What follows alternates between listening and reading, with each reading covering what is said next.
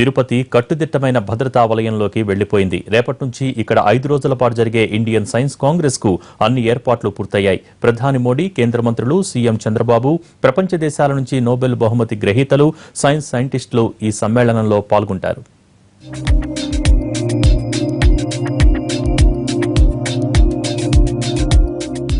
సప్తగిరుల చెంత తిరుపతి శ్రీ వెంకటేశ్వర విశ్వవిద్యాలయంలో Indian science Congress 104వ సదస్సుకు ఏర్పాట్లు పూర్తయ్యాయి. వివిధ పరిశోధనలకు సంబంధించిన స్టాళ్లు, వేదికలు ఎస్పీ యూనివర్సిటీలో కొలువు తీరటంతో తిరుపతిలో సందడి నెలకొంది. ప్రముఖ సైన్స్ వర్సిటీలు, ఐఐటీలు, ప్రముఖ సంస్థలకు చెందిన మొత్తం 18,000 మంది ప్రతినిధులు నగరానికి చేరుకుంటున్నారు. తొలి రోజు సదస్సులో ప్రధాని మోడీ, సీఎం చంద్రబాబు పాల్గొంటారు.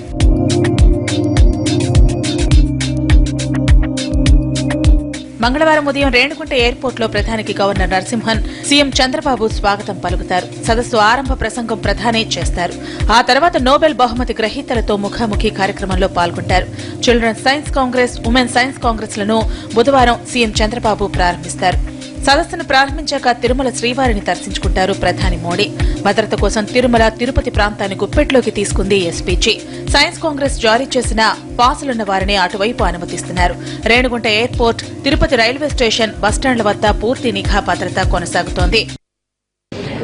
సెక్యూరిటీ పరంగా మేము ఎక్కువ మంది greyhounds, special party, octopus units, తర్వాత road opening parties, access teams, ఇట్లా సెక్యూరిటీ పరంగా చాలా ఎక్కువ ఏర్పాట్లు చేశాము. ప్రధానమంత్రి గారు విజిట్ ఉంది కాబట్టి.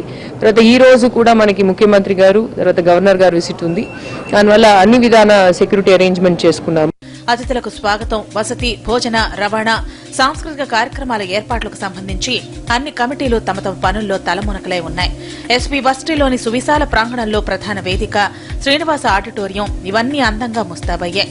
తిరుపతి కార్పొరేషన్ తుడాల ఆధ్వర్యంలో నగరంలో రహదారుల విస్తరణ జరిగింది. ఫుట్పాత్ల నిర్మాణం జరిగింది. విద్యుత్ దీపాలంకరణ కోసమే 30 కోట్ల విలువైన పనులు చేశారు. ప్రధాని నినాదాలైన Swachh Bharat, make in India, digital India కలలను సాకారం చేసే పెయింటింగ్లను వేస్తున్నారు. ఇప్పటి వరకు తెలుగు రాష్ట్రాల్లో 8 సార్లు ఇస్కా సదస్సులు జరిగాయి. హైదరాబాద్ లో 6 సార్లు, తిరుపతి, విశాఖలో ఒక్కోసారి జరిగాయి. తాజా ఇస్కా సదస్సుతో తిరుపతిలో రెండోసారి వేదిక అయినట్లయింది.